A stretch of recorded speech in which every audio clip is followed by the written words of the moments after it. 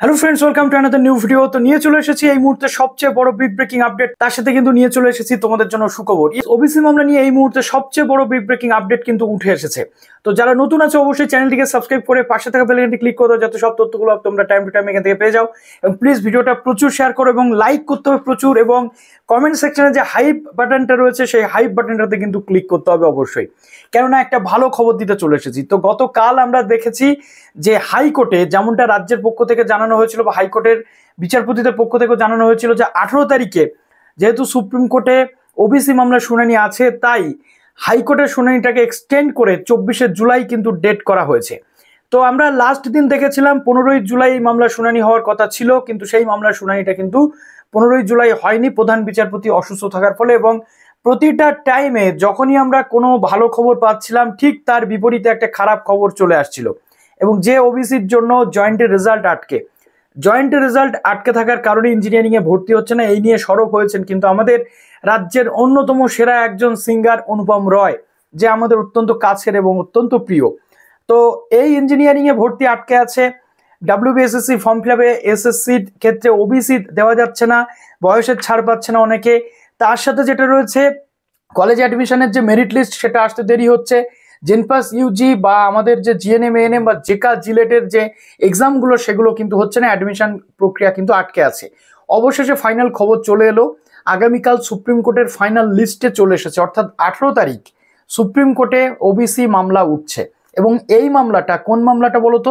এই মামলাটা হচ্ছে 22 তারিখের যে মামলাটা লিস্টেড আছে, যেটা 2024-এ অমলচন্দ্র দাসের মামলা ছিল, সেই মামলা নয়। এটা হচ্ছে নতুন যে মামলাটা হাইকোর্টে রাজ্য হেরে যাওয়ার পর সুপ্রিম কোর্টে চ্যালেঞ্জ করেছিল, এটা সেই মামলা। অর্থাৎ 140টা যে ওবিসি বাতিল হয়েছিল, স্থগিতাদেশ হাইকোর্টের পক্ষ থেকে দেওয়া ছিল, তার চ্যালেঞ্জ মামলা কিন্তু এটা। এবং যেহেতু এই মামলাটার সাথে একাধিক যে কেভিয়েট সেটা দাখিল করা রয়েছে, একাধিক যে মামলা এর সাথে অ্যাটাচড হয়ে রয়েছে, একটা রয়েছে কিন্তু আত্মদীপ পুরবী দাস এবং তার সাথে অমলচন্দ্র দাস, এই এর সাথে কালকে শোনা হতে চলেছে। প্রত্যেকটা পার্টি কিন্তু এই মামলাতে উপস্থিত থাকতে চলেছে সুপ্রিম কোর্টে, অর্থাৎ সুপ্রিম কোর্টে আগামীকাল এই মামলা শুনানি হতে চলেছে, যে চ্যালেঞ্জ মামলা সেই চ্যালেঞ্জ মামলাটার।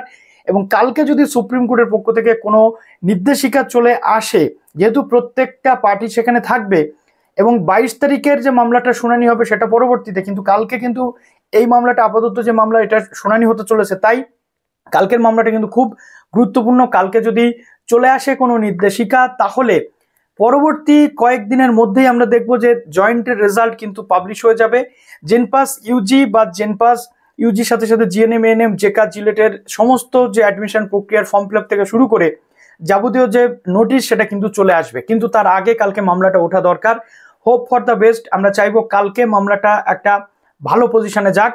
এবং এই মামলাটা যদি অ্যাডমিশন হয়, অর্থাৎ অ্যাডমিসেবল হয়, যেহেতু কালকে প্রথম শুনানি রয়েছে, অ্যাডমিসেবল হবে কিনা সেটা পরবর্তী ক্ষেত্রে জানা যাবে। যদি অ্যাডমিসেবল হয় তাহলে তো শুনানি হবে, আর যদি এই মামলাটা খারিজ হয়ে যায়, কালকে সুপ্রিম কোর্ট যদি এই মামলাটা অ্যাকসেপ্ট না করে, স্টেটের যে মামলাটা রয়েছে চ্যালেঞ্জ মামলা, তাহলে কিন্তু তোমাদের একটা জিনিস পরিষ্কার বুঝে নিতে হবে যে 140টা নয়, 2010-এর রেসপেক্টে হাইকোর্টের রায় অনুযায়ী বা সুপ্রিম কোর্টের যে এখনো পর্যন্ত পেন্ডিং রয়েছে সেই অনুযায়ী 66 যে শ্রেণী 7% সংরক্ষণ হারে স্টেট গভর্নমেন্টকে কিন্তু তার সমাধান করতে হবে। এবং এই প্রত্যেকটা যে জিনিসগুলো আটকে রয়েছে, এই জিনিসগুলো কিন্তু চালু করে দিতে হবে, ঠিক আছে? তো হোপ ফর দ্য বেস্ট, দেখা যাক আগামীকাল কি হতে চলেছে। যেমন আপডেট আসবে অবশ্যই তোমাদের সামনে নিয়ে চলে আসবো।